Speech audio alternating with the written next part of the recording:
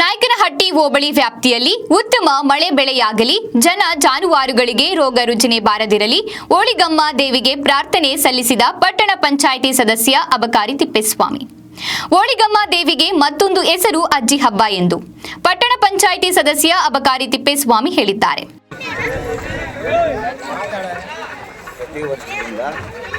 ಇದು ಹೋಳಿಗೆಮ್ಮ ಅಂತಾರೆ, ಕೆಲವರು ಅಜ್ಜಿ ಹಬ್ಬ ಅಂತಾರೆ. ಪ್ರತಿಯೊಂದು ಸಾಕಣೆ ಮಾಡ್ತಾ ಇದ್ದಾರೆ.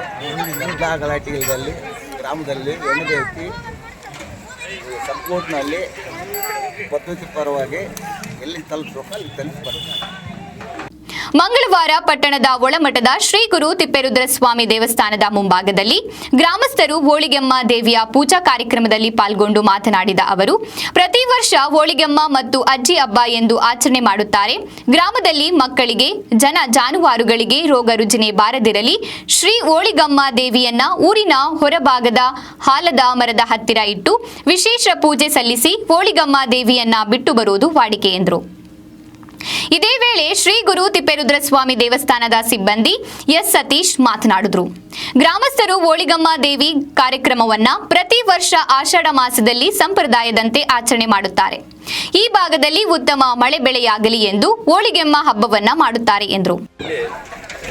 ಈ ಹೋಳಿಗೆಮ್ಮನ ಕಾರ್ಯಕ್ರಮ ನೆರವೇರಿಸಿದಲ್ಲಿ ಈ ಆಷಾಢ ಮಾಸದಲ್ಲಿ ಪ್ರತಿ ವರ್ಷ ಸಂಪ್ರದಾಯದಂತೆ ಗ್ರಾಮಸ್ಥರು ಎಲ್ಲ ಸೇರಿ ನೆರವೇರಿಸ್ತಾರೆ. ಆಮೇಲೆ ಮಳೆ ಬೆಳೆ ಎಲ್ಲ ಚೆನ್ನಾಗಾಗಲಿ ಅಂಥೇಳಿ ಈ ಹೋಳಿಗೆಮ್ಮನ ಕಾರ್ಯಕ್ರಮ ಮಾಡ್ತಾರೆ. ಇನ್ನು ಗ್ರಾಮಸ್ಥ ನಾಗರಾಜ್ ಮಾತನಾಡಿದರು. ಆಷಾಢ ಮಾಸದ ಈ ಹೋಳಿಗೆ ಮಾರಮ್ಮನ ಹಬ್ಬದಾಗಿ ನಮ್ಮ ತಲಂಕವಾಗಿ ಯಜಮಾನರು ಮಾಡ್ಕೊಂಡ್ಬಂದರೆ ಅದೇ ಥರವಾಗಿ ನಾವು ನಡ್ಕೊಂಡು ಹೋಗ್ತಾ ಇದ್ದೀವಿ.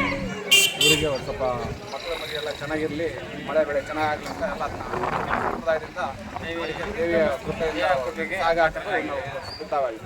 ಇದೇ ಸಂದರ್ಭದಲ್ಲಿ ಪಟ್ಟಣ ಪಂಚಾಯಿತಿ ಸದಸ್ಯ ಅಬಕಾರಿ ತಿಪ್ಪೇಸ್ವಾಮಿ, ಎಸ್ ಸತೀಶ್, ಮಹಾಂತೇಶ್, ಮಲ್ಲಿಕಾರ್ಜುನ್, ಶಶಿ, ತಿಪ್ಪೇಸ್ವಾಮಿ, ನಾಗರಾಜ್, ಪ್ರಕಾಶ್, ಅಶೋಕ್, ಗಿರಿ ಇನ್ನು ಗ್ರಾಮಸ್ಥರು ಇದ್ರು.